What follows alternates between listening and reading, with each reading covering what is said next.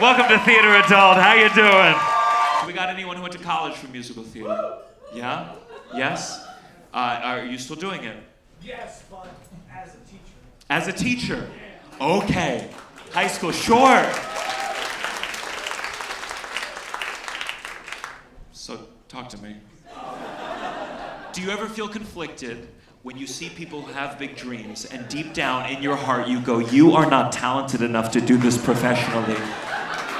Yeah, you do. So what's your approach? Try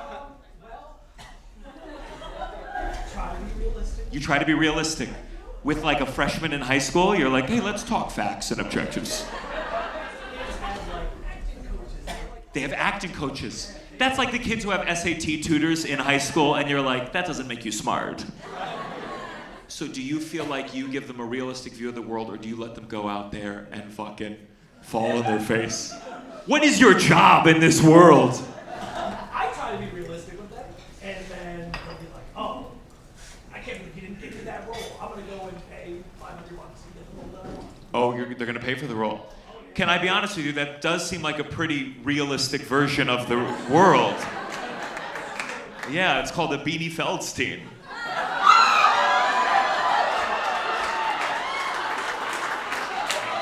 Now here's the thing about me. I don't yet have a lot of connections to the Broadway community. So I talk a lot of shit. If this show succeeds, someday I'm gonna be up here and you're never gonna hear those jokes again. When Beanie is a guest on Theater Adult, I'm gonna shut my fucking mouth. But for now, I'm gonna be so loud it would make Patti LuPone complain. Let me ask you, do you ever like, so some of these are musical theater kids? Do you ever sing in the class? Yeah? Like, they're surprised. They're like, I thought we were going up today. And you're like, no, actually, it's my turn. They were shocked you could sing well. Because that's nerve-wracking. I had teachers in high school that when I saw them perform, I said, uh-oh. What do you sing for your students? Usually whatever show we're working on, we'll just sing, whatever I'm directing. What was something you sang in the classroom that they were like, damn? Probably the first show I directed was Bye Bye Birdie. Bye Bye Birdie. And so I sang either Put On a Happy Face or one of the songs from that. And my kids were like, wow, this is good. I didn't know you could sing. I was like, oh, we got a degree in this. Sure. Do you think you could sing Put On a Happy Face right now?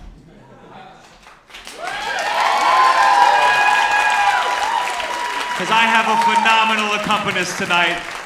He's got a night off playing for Gypsy. Please, big round of applause. Give it up for Adam Cole Klepper, everybody. Bring him on the stage. And do your students, do they refer to you by first name or do they say Mr.? Mr. G. All right, then Mr. G, please welcome Mr. G to the stage to sing. Oh.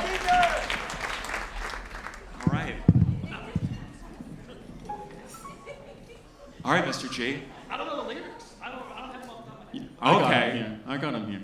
What's your tempo?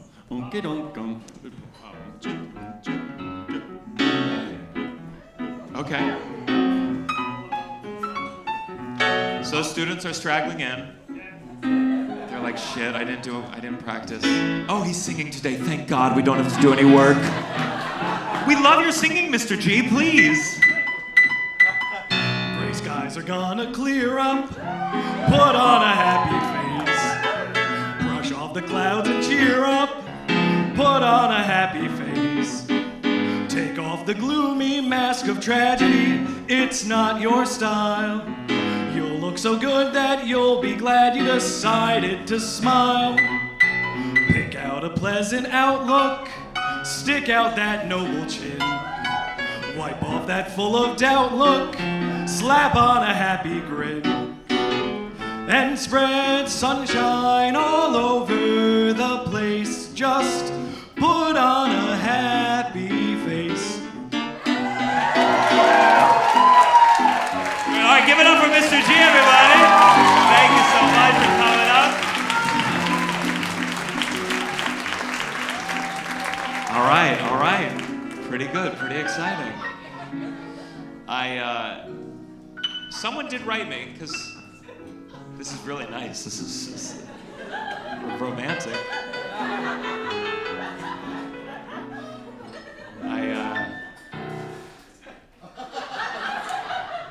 I did get a message. By the way, Adam Cole Klepper, everyone make some noise.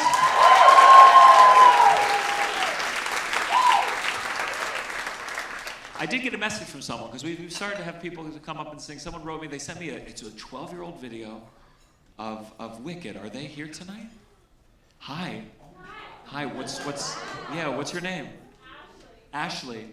So Ashley, that was you sent me, it was a YouTube video. What? You were 14 in that? You were, it was 14 years old, but you were 20. Oh, okay. So tell me, so that was, did you go through, did you put up a lot of videos on YouTube? I did. You did? Yeah? Any that you took down? Is that how good you were singing? They could tell? They were like, is this Idina Menzel singing right now? I had one from Next to Normal taken down. Everything else. Oh my God. Yeah. That could have caused you to break out into psychosis. You were so upset. Do you remember Next to Normal? You know Next to Normal? Is there a song that you could come up here and sing for us?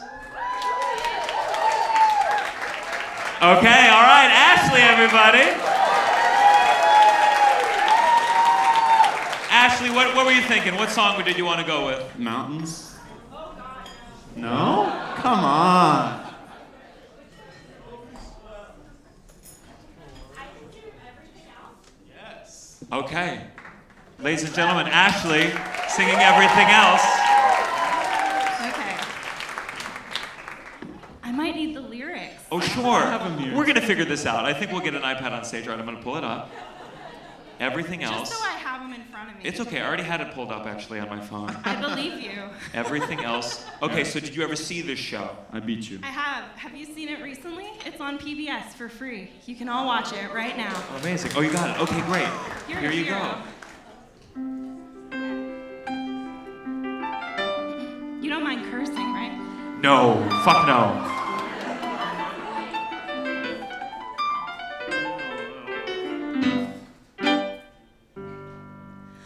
Mozart was crazy. Flat fucking crazy. That shit I hear.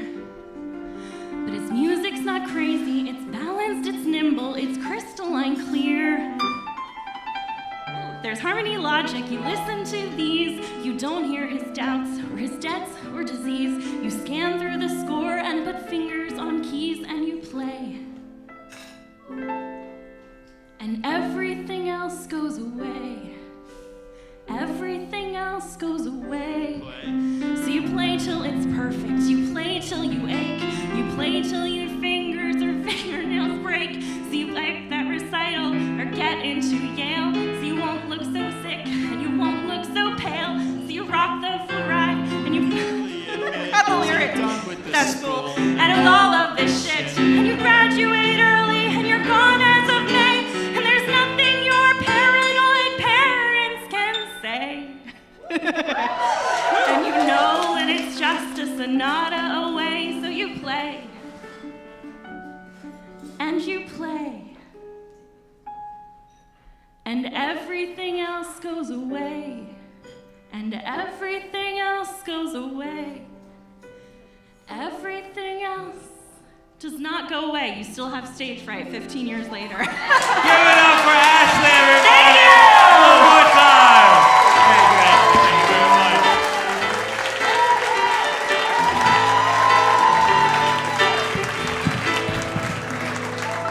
much. Very exciting, very exciting.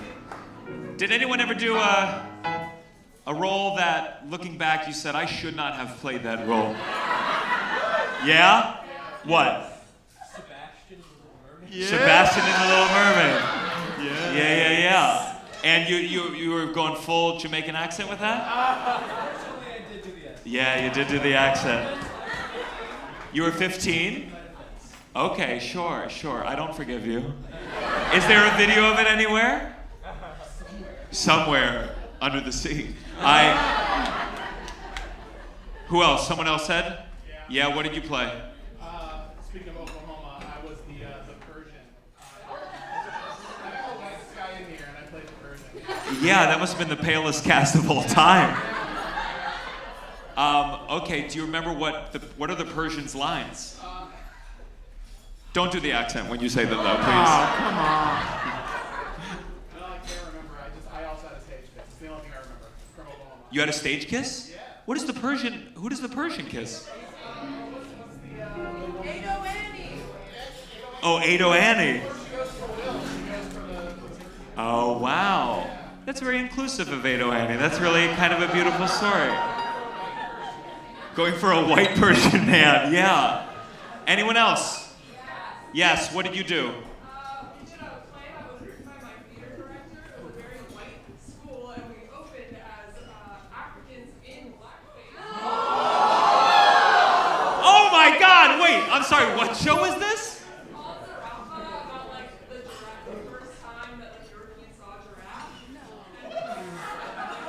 Wait, I'm sorry, is this a show people know? Is this a... My theater director wrote it. Oh no!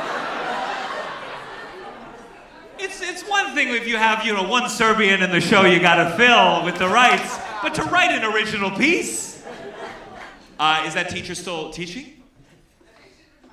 That's probably for the best. Do you remember any songs from that you want to come up and sing on the...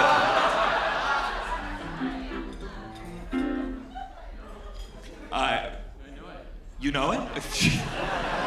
This is the part of the show where I bring on our special guest. I'm sure some of you are very excited to see him. Per our wants, I asked him to sing a little bit for us, and you won't be surprised at this first song choice. Please welcome, he recently was the head writer for the Tony Awards, here to sing Hashem Melech. Please welcome to the stage the one and only Alex Edelman, everyone!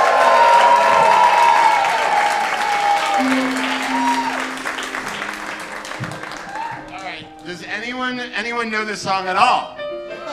Okay, it was never on Broadway. There is a bit where, should I preface it a little or no? Should I just go right Whatever you're feeling, brother.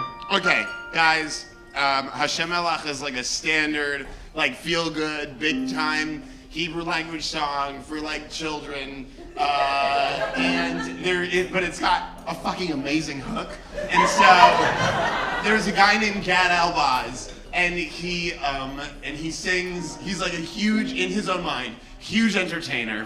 And the only time I met him, he blessed me, and he has like 10,000 followers on Instagram, so that means a huge amount. But the song has an amazing hook, and I'm gonna ask if you guys wouldn't mind, like, is this something you can do? All right. You'll know, I'll like sort of.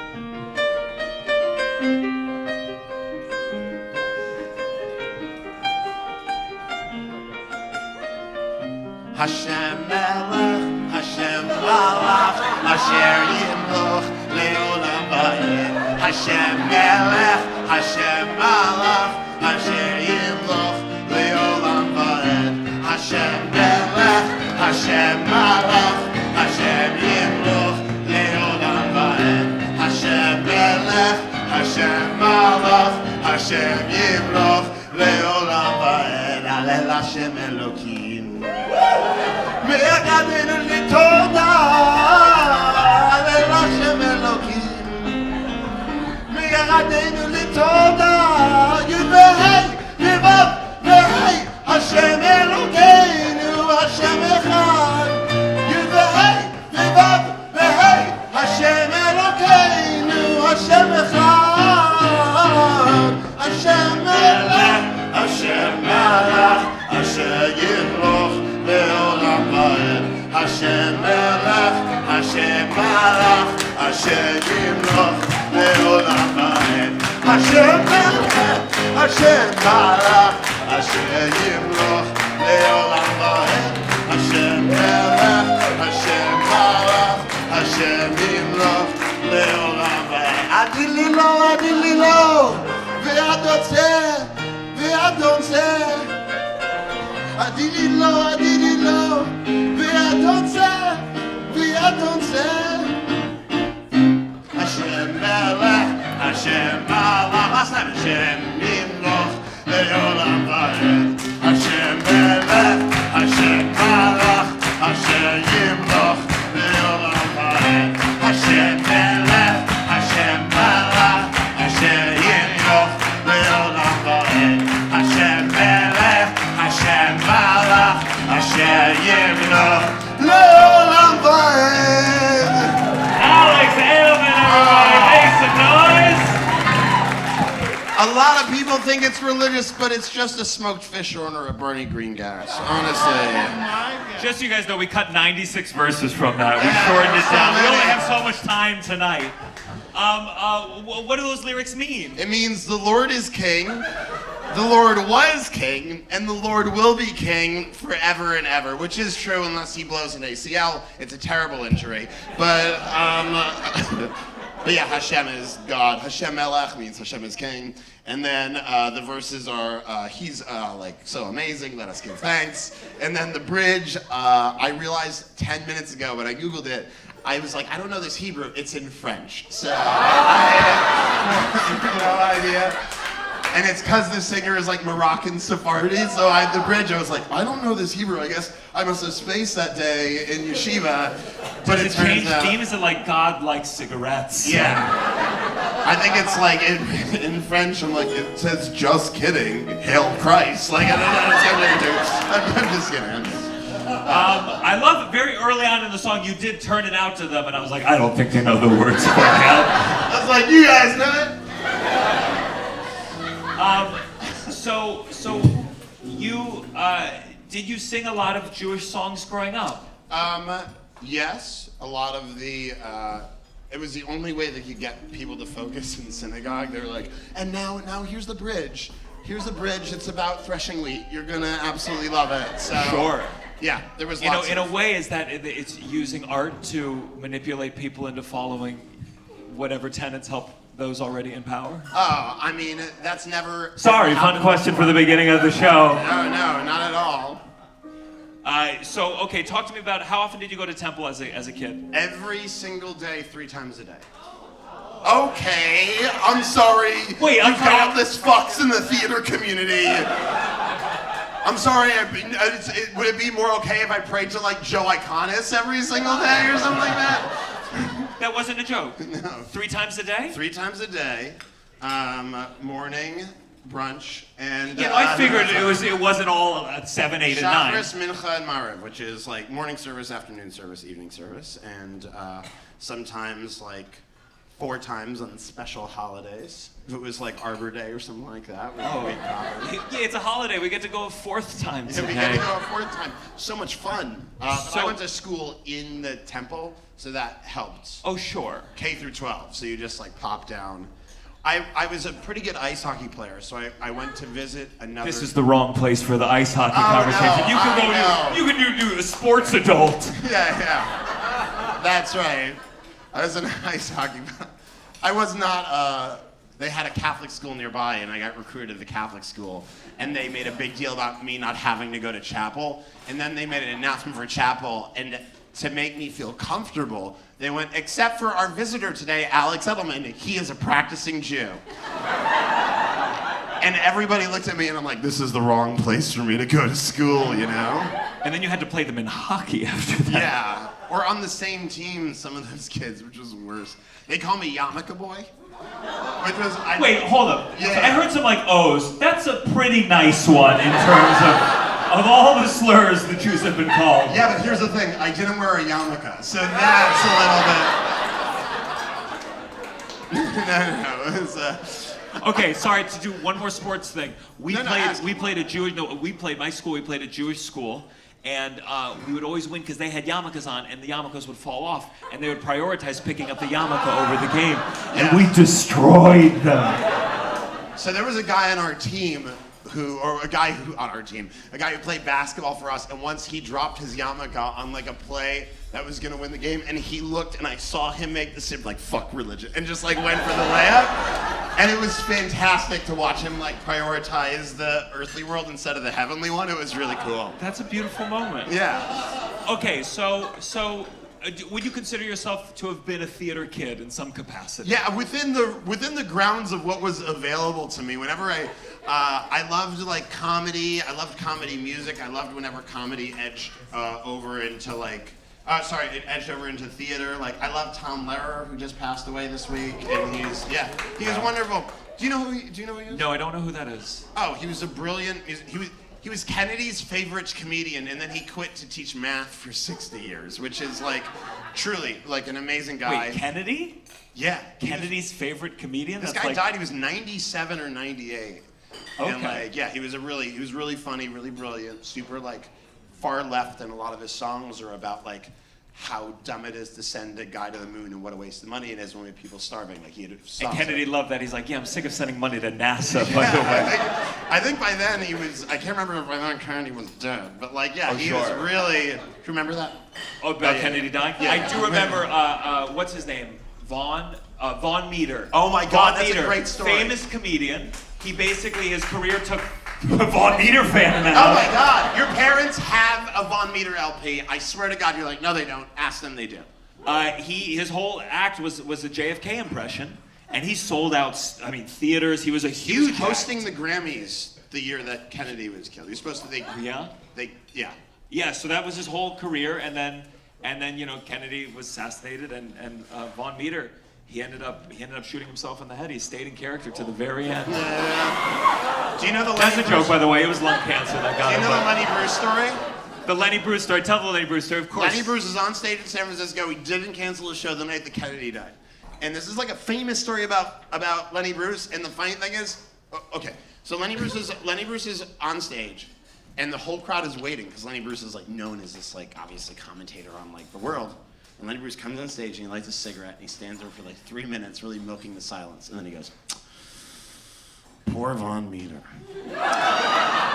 Wait, I heard a different line. What's the line? I thought he went on stage. Well, Von Meter is fucked. That's better. And back then, when you said fucked, it was exciting. Everyone's like, there wasn't me saying it 50 times before. It fucking meant something. But you know what's so interesting? People use that story as an example of how like brilliant and topical like the greatest living comedian was. And now if Kennedy was shot in the morning, by the time Lenny Bruce got on stage and he was like, "Poor Von Meter," people are like, "I saw it on Twitter 9 hours ago, you piece of shit." Or even if he did it, he was like, Von Meter's fucked, he'd be like, "God, I gotta caption it right now. I gotta get home. TikTok, Instagram, Snapchat, change the fucking ratio." Imagine the crowd work at that show, like, "How you feeling? Bad? Okay. How you feeling? Bad? How you feeling? Bad? How you feeling? Dread?" You know, there's like... What was the first show that you ever saw, a piece of theater? Do you remember? I saw, I got taken to a like amateur production of The Taming of the Shrew, which I remember one joke from, which is they modernized it, which was, and there was a portrait of William Shakespeare, and two of the characters look up at the big portrait of William Shakespeare and they go, "Oh look, Eleanor Roosevelt," and I fucking died. I didn't know what Eleanor Roosevelt looked like, but I was 9. I'm like, this is comedy, baby, you know?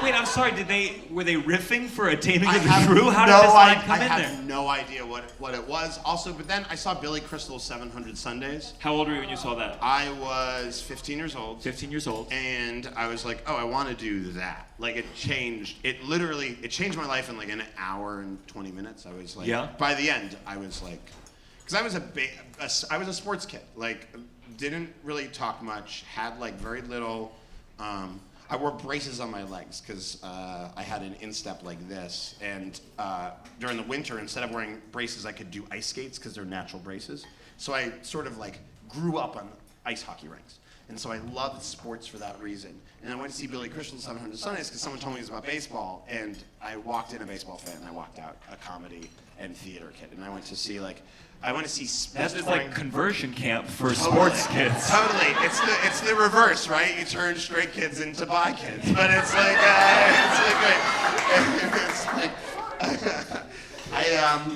and then Spamalot came through town, and I went to What see town? When you say town? I'm from Boston, And like they had shows at like the Schubert, the Emerson Colonial. I went to the stage door and I said, would you show me how the night works? Because remember they had this night on stage at Spamalot. Was that the same way they did on Broadway? Where they would dismember the night so he could do this sort of like, I'm not dead yet thing, or it's a flesh wound. And they brought me on stage. I was like, however old I was, like maybe 15 Wait, or how 16. bold are you? You went to the stage door and just said, like, can I come back there? My entire life is just not knowing I'm not welcome. Even Broadway is just like not knowing I'm not welcome. Like genuinely, I got everything in my life by not knowing, and then once I knew I wasn't welcome, by not caring that I wasn't welcome. Because fuck you, throw me out. But there's now, like people, like chutzpah is the most important value that any young kid that loves anything can ever have. Sure. And so like, as long as you hold on to that, it's people are always like, hey, what do I, like whenever anyone's like, what advice do you have for a young comedian? I'm like, whatever the boundary of appropriateness is, in terms of your presence, one step over that. In terms of a scene. Just one step, though. Yeah, because eventually, obviously I don't mean like one-on-one, but if you're in a like, Jeffrey Seller, anyone here know Jeffrey Seller? He produced Hamilton, he produced Rent, and other successful shows. But Jeffrey, like, everything that Jeffrey did, he wrote a letter to Jonathan Larson after he saw a rock and roll monologue he did downtown and was like, I'd like to produce you. He wrote a letter to Lin-Manuel Miranda when he saw a workshop version of In the Heights, and he just showed up.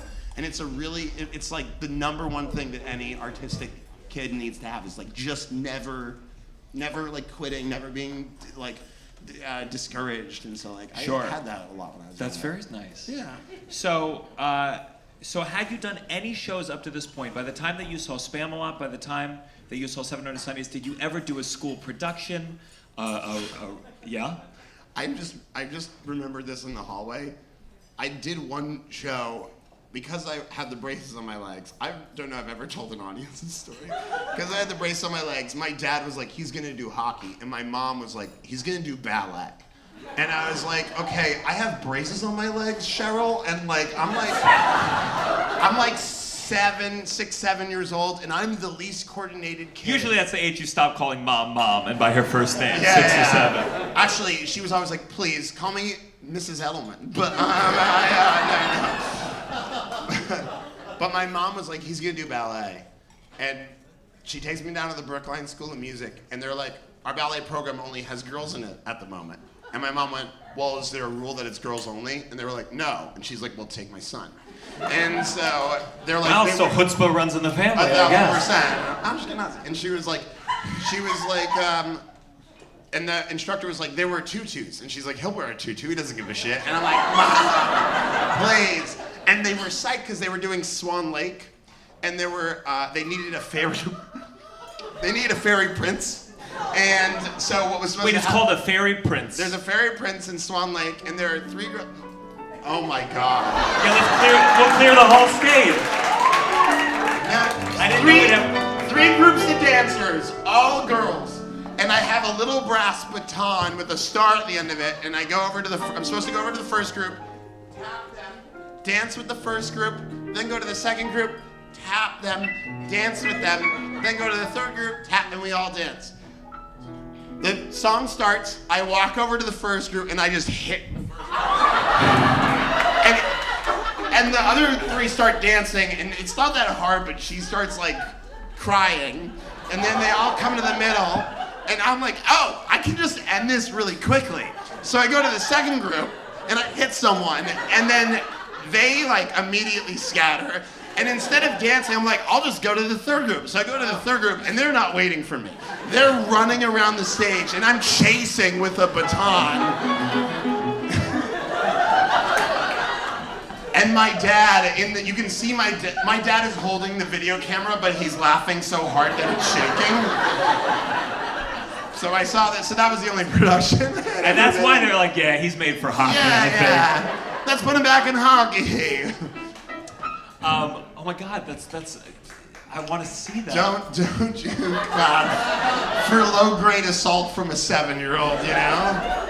It was like, my parents were not artistic people, but they encouraged the artistic stuff, and they're very, like, you know, nice about it. Well, listen, I feel we haven't sung in a bit, and I thought you like the producers, yeah? Yes, I love the fucking producers so much. You love the producers. I saw the producers. It was in 8th grade. We went on a class field trip to New York. I'm sure you did some class field trips to the city. You ever do like a Broadway show together? Gianmarco.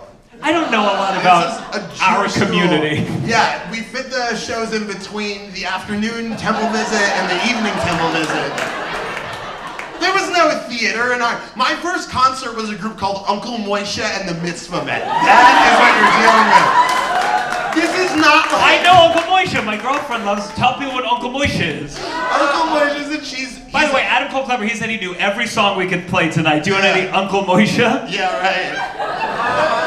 Here's how I'd sum him. Never having been asked to sum him up, I would say he's Hasidic Rafi.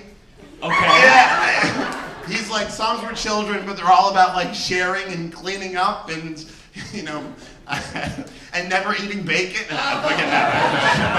Comedy there. I've never had bacon. I've never tried bacon. I've tried cocaine, but I've never tried bacon. That's what At Joe's Pub, they leave you both before the show, and you have to make a choice. At every public production, you have to have cocaine or bacon before you go on stage. That's why Hamilton was so good, you know, just like fucking locked in. Well, as a fan of the producers, I was wondering if maybe we could bring Jared Goldsmith back on the stage. Jared, are you still back there? Come on, Jared. God, I fucking hope so. Yeah, give it up for Jared again. So let's get some producers in here. Here you go. Right? A satiric masterpiece. No way out. A surprise smash. No way out. It was shocking, outrageous, insulting, and I loved every minute of it. No way out. How could this happen? The show was lousy and long. We did everything wrong. Where did we go right? Christmas came early to Broadway this season, and guess who they stuffed in our stocking? Adolf Hitler! It was so crass and so crude, even Goebbels would have booed. Where did we go right? Last night, a star was born on Broadway. The lovely Miss Ulla Inga Hansen Benson Janssen Talen Holland Spaden Svensson. We predict her name will soon be up in lights, if they can find enough bulbs. We searched Broadway on and off for singers with a cough. We had tryouts and auditions by the score. And to trip the life fantastic, we picked dancers who were spastic. If anyone shitade, we shitade them out the door. They shouted hooray for that sausage on display. Where did we go right? Our leading man was so gay, he nearly flew away. Where did we go right? A show so easy to despise. Now it's up for the Pulitzer Prize. Oh where, tell us where did we go right? The best new musical of the decade. Max Bialystock is a theatrical genius. Now they like me. Oh, we knew we couldn't lose. Half the audience were Jews. It's the end of our careers. It'll run for 20 years. Tell us where did we go right?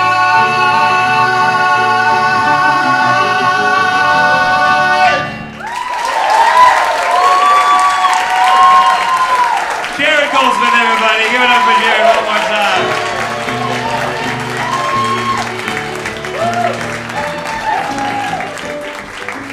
Did you see it with Nathan and Broderick? No. Oh, we saw it. So I saw it in school, and Wait, you saw it with Nathan and Matthew? well, it was 8th grade, and my teachers had just seen the movie, The Producers, which is a lot more tame than the musical. So as we're watching it, there's the number where he's fucking all the old ladies for the money, and I was like, "There's no way this is allowed right now." And they had to write a letter to everyone's parents, being like, "We had no idea." Lion King was sold out. Please forgive us. Yeah, Lion King was sold out, but we were able to get into The Producers with Nathan Lane. I'm sure the teacher just wanted to see it. But it was wonderful. Oh my god. By the way, one thing I thought about The Lion King last week, Hakuna Matata.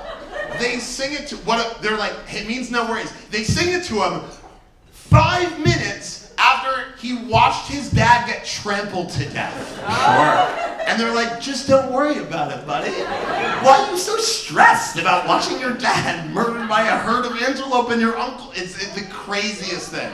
What'd you say? Okay.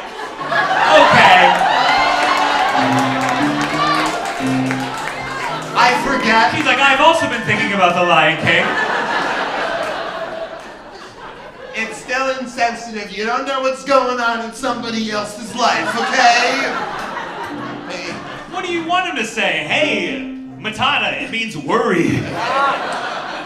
You're orphaned and it's hot and there's no food. I don't know if Matata is the part of that phrase that means worry. Yeah. Let me ask you in the back there. Do you? Yeah, you're an expert on the fucking Lion King. Also, by the way, the opening song, one of the most gorgeous, like the lyrics, like complicated, Taup and Rice, fucking Elton John, and like in English it's like this prolix, complicated thing, and then they were like, we got someone to write the lyrics in Swahili, the extremely talented Lebo M, who by the way I think wrote the best song in The Lion King, hot take, which is He Lives in You, He Lives in You. An unbelievable song, best one. But like the Swahili part of the song was, it's a lion, look dad, it's a lion. That is the translation. Oh, wow. Yeah, I was like, oh, it's gotta be something. It's like, it's a lion, look dad, it's a lion. Yeah, Sondheim would be like, oh, how do I fucking rhyme totalitarianism with, I love Nathan Lane, by the way. He is like since I was able to like do a show on Broadway, I have like the opposite of dirt on everyone. It's the most sickeningly positive community on the planet. Like I have no. Yeah, that's how I always feel about the Broadway community. Just. I'm like, what Broadway community? I think it's great. I mean. Okay, what did Nathan do? Nothing. It just seems like a nice. I've met him one time. He seemed like he came to opening night. Seemed very nice. It was very like funny. I saw him downtown at Josh Sharp's Tada. He sat across the aisle from me. He laughed his ass off. I saw him at like opening night of Gutenberg. He was the onstage producer. He was like super gay. It's just like yeah. I feel like people who are like, I don't know, is this a hot take in this room that Broadway people are generally quite nice? Is that really? It is. Oh, I'm so sorry. I'm glad we have Adam Cole Klepper, who has worked in the pit on Broadway for a couple decades now. Okay. All right, Adam, who's the nicest though? Give us Who's something the worst? sweet. No, we can't make him say that unless you have a story you do want to share. Let me keep my job, and I'll say, honestly, the nicest and the person who you'd think would be scary and the most incredible and gracious is Audrey McDonald. Yeah. It's always the most famous that are the most nice. Well, you never expect. You think the diva of of course, the how many Tonys, and every time, every day we walk in the building, she leads with grace and elegance, and she's. That's gonna be a headline. Sure. That's gonna be such a headline. My nicest when I saw Wicked. I know stage doors, whatever, but I remember Adina being very sweet at the stage door, and then I saw her get into a limo with Tay Diggs, and I said to myself, those two are going to be together forever. Do you know who's really mean? Jonathan Groff. Nobody knows it. Oh yeah. I was sitting next to him at the Tonys, and I was eating Goobers. Give me your Goobers. And I was like, no, I didn't eat all day. He's like, good. And so he ate them, and then there was one left. He's like, you want it? And I was like, please. And he was like, oh, like he's, Yeah. I watched him kick Liam Michelle. No. He's the cartoon nicest. Oh my God, my best. I don't know. He's always spitting on his castmates. That's not nice. Oh my God, we wrote this bit for the Tonys that they let us keep in. I wrote this bit for Cynthia about, who by the way was really like funny and sharp. She did a very good job on the Tonys. This show is getting way too positive for my liking. We're just going one by one. Who else is nice? I heard about James Earl Jones. I'm like, it's good, he's dead. It's just like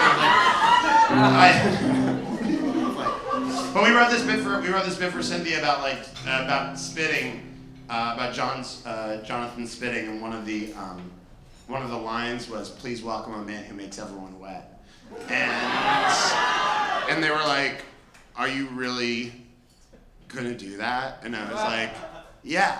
And one of the executives was like, "Are you sure we can say that?" And I was like, "Why couldn't we say that?" And she was like, "Because there's a double entendre." I was like, "I don't get it. What's a double entendre?" And she was like, "Oh, okay." I was like, "Why? Do you think something dirty when that?" It's just like he spits, so he gets people wet. And she was like, "It just sounds like," and I was like, "Well, it's men and women. We said men and women." And so she was like, No, it's totally fine. I wasn't thinking it's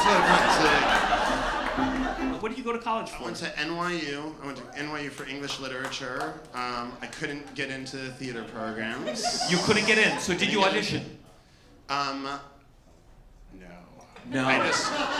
There's a woman, I'm debating whether or not to say her name, but she told me, she was like, "Have you ever performed before?" And I was like, "No." And she went, "Try to get into NYU some other way, then maybe if you're lucky you get to take a class." And then she went, "But it's very unlikely you'll ever have a career in the arts." Was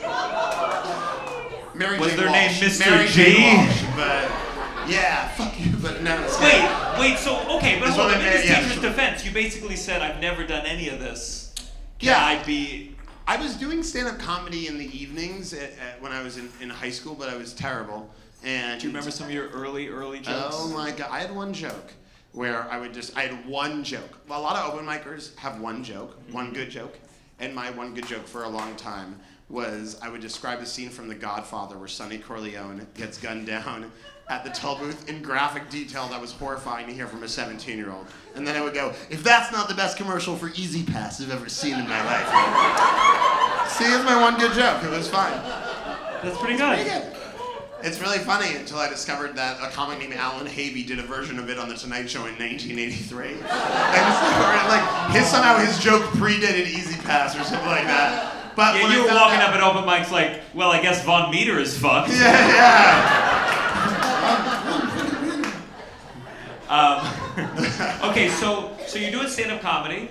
You saw 700 Studies. You saw there could be a career in this. I went to, not to be serious, I found a back door into the theater program at NYU, which is that if you transferred to the RADA program in London, the Royal Academy of Dramatic Art, you didn't technically have to audition.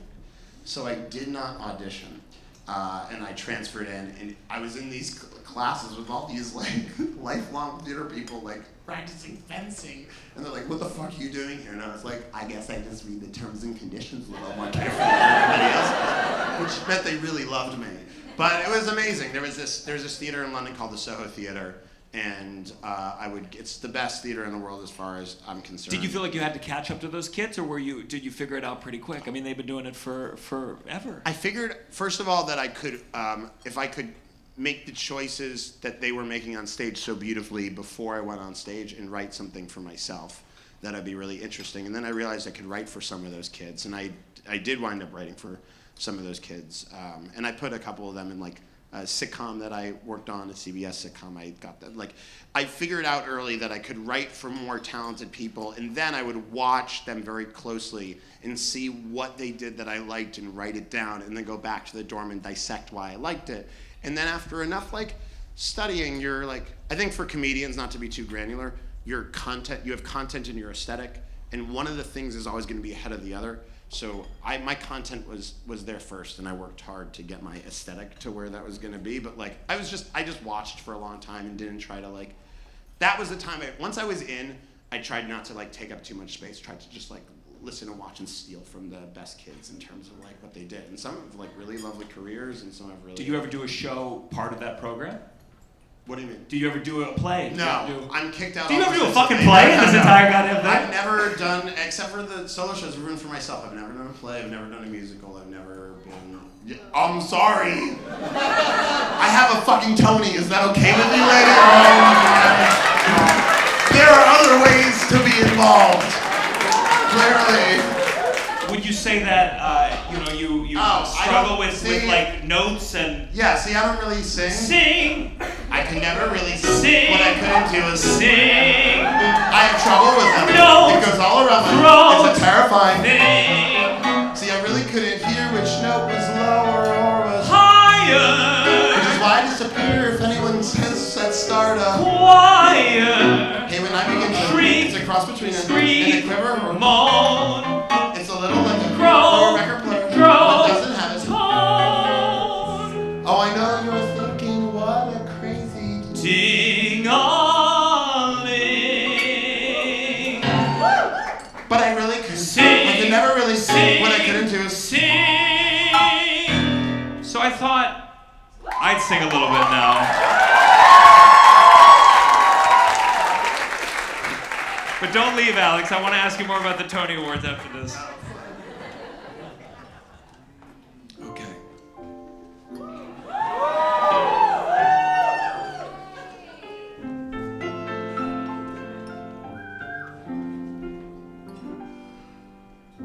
I have often walked down the street before, but the pavement always stayed beneath my feet before. All at once am I several stories high, knowing I'm on the street where you live.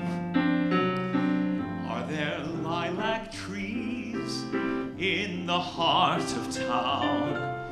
Can you hear a lark in any other part of town? Does enchantment pour out of every door?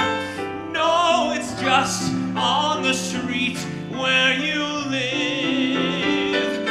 And oh, the towering feeling just to know somehow you are near. The overpowering feeling that any second you may suddenly appear. People stop and stare. They don't bother me, for there's nowhere else on earth that I would rather be. Let the time go by.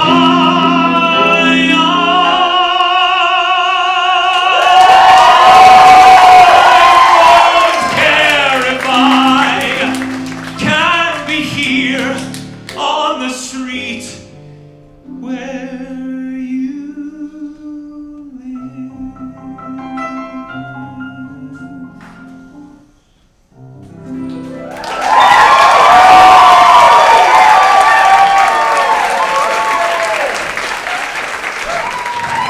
Okay, maybe it's good to have some talent. Maybe it's good to have a bristle of talent, a little tiny smidgen of talent. It's not me. Well, I give it another round of applause.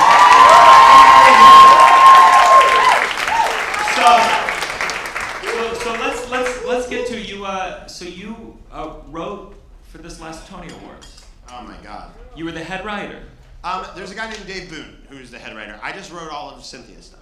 Okay. Dave wrote the stuff that's actually really important, the stuff that goes in between the presenter stuff, some of the speeches that are prepared. I wrote. Cynthia asked me if I would do the comedy bits, and I got to work with my best friend Benj Pasek, who did the opening number and the closing number, and is one of the most incredible talents I've ever seen in my entire fucking life. The guy's unbelievable. So boy, not a huge round of applause among the theater for Benj Pasek. So I love award shows because they're very challenging. They're very challenging to make it entertaining. They're overly long. Everything's interrupted by speeches that are generally not entertaining. And the room fills up with losers. Because at the beginning of the night, everyone could win, and then the same people usually win it again and again, and so the crowd turns into a crowd full of losers. Well, that's why I think one of the best openings, it was Josh Groban and what's her name? Sarah Bareilles, and their opening number was that they had never won any awards. Yes, that's right. And so they really set up the room for that. It was so. Look, there have been really good Tonys and really mediocre Tonys, and I won't name names here, but I'm happy to tell you afterwards because I watched a lot of them. All of my heroes are canceled from my childhood. All of my heroes are disgraced. It's like dead or it's like Bill Cosby, Woody Allen, Jared from Subway. None of them have not withstood the test of Well, time. maybe you should admire more women, Alex. What can I say? Yeah. Patty Lupone, is that where? Patty Lupone, Ellen DeGeneres, Ghislaine Maxwell.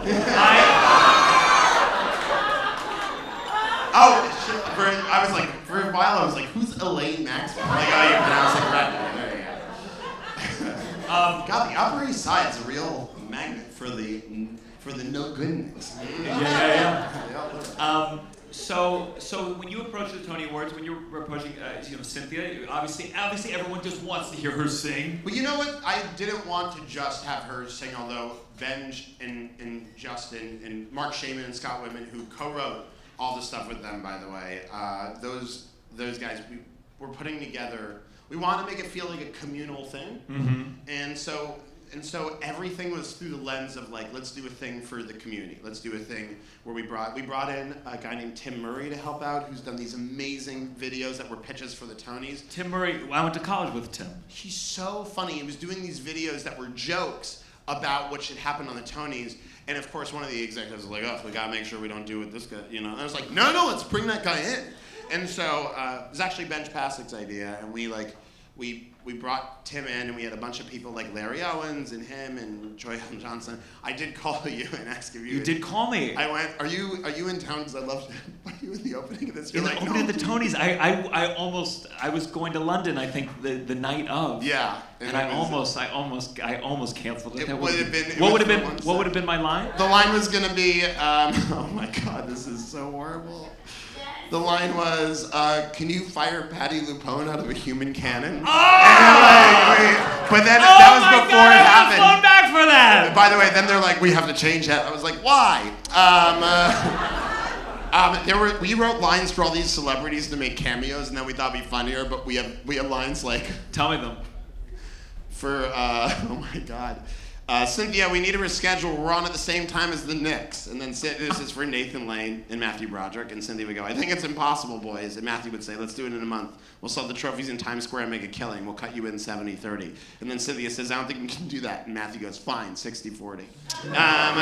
We had John Mulaney and Nick Kroll pitching, because the pitch was, this is stuff you should do for the Tonys. And they were like, rent-controlled tickets. That's a good Mulaney, by the way. Tickets controlled. Rent-controlled tickets. Tickets controlled by the producers of Rent. And there was, I won't say which celebrity, but you need to memorize stuff. If they try to make you read off a teleprompter, it'll be a nightmare. On the fire! Bernadette Peters, dogs. You need lots of dogs everywhere. Nicole Scherzinger, what you need is a dark, minimalist version of the Tonys, glamorous, noir, a crazed diva out of her mind and out of control. And Cindy would say, I tried, but they're all in Death Becomes Her. And so it was just like, these were all like crazy. These were all such stupid bitches. I don't know, these are so dumb. All right, I can't read. Come on, one more. Hugh Jackman, the one that Hugh Jackman, there was a Hugh Jackman one that I liked, which is Cynthia, you know what always works? A sickening amount of trombones. And then I wanted to have Ariana DeBose come in, and she's like, Cynthia, do you know what you need to do? And Cynthia's like, the thing? And Ariana's like, yeah, the thing. And so, like, that'd be great to address it. Now, Alex, you told me about something that happened at the end of the Tonys. Oh my God. Okay. We get to do it? No, you pitch it, and we'll see if everyone wants to be a part of it. Okay, so I have this thing that I do with some, like, whenever there are a bunch of, like, Broadway friends, and I've done it before, and for some reason, we did it at the start of the Tonys after party, and it wound up on on TikTok, but we sing One Day More as a collective, but everyone does all of the parts. So it's not like there's the Valjean in the cassette. I've never seen it, but like never seen it. I'm not gonna see something as miserable as the title, you fucking kidding me? If I want to be miserable, I'll go see Redwood, okay? But like, I'm joking, it's a great show. But yeah, everyone. Well, let's see. Are there round of applause if you kind of know One Day More? You don't need it kind of, but all right. Some of you just in your head, you be the I'll like lead us in with this sort of like yeah, and then you guys just sort of just feel it out, figure out who you are. Start us off. We'll go ahead. One day more, another day, another destiny. This never-ending road to Calvary. But do the voice again. These never seem to know my part. Surely come a second time. One day did not live until today. Soon, how can I live when we are parted? One day more, tomorrow you'll be worlds away. And yet with you my world has started. One day more, one more year. Will we ever meet again? One more day with him again. I was born to be with you.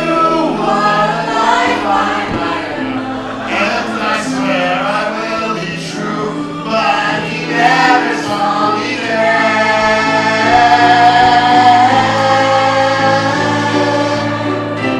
One more day before the storm, do I follow where he goes? And the barricades of freedom, do I join my friends there? When the ranks begin to form, do I stay or do I go? Let me take the place with me. The time is now, the day is here. One day more, revolution, I will follow with the run. We'll be ready for these schoolboys. We'll work this one day more. Catch 'em when they run, catch 'em when they fall. Never free for all. Give it a little kick, get a little touch. Mustn't ever come so they won't miss much. One day to a new beginning, days of life.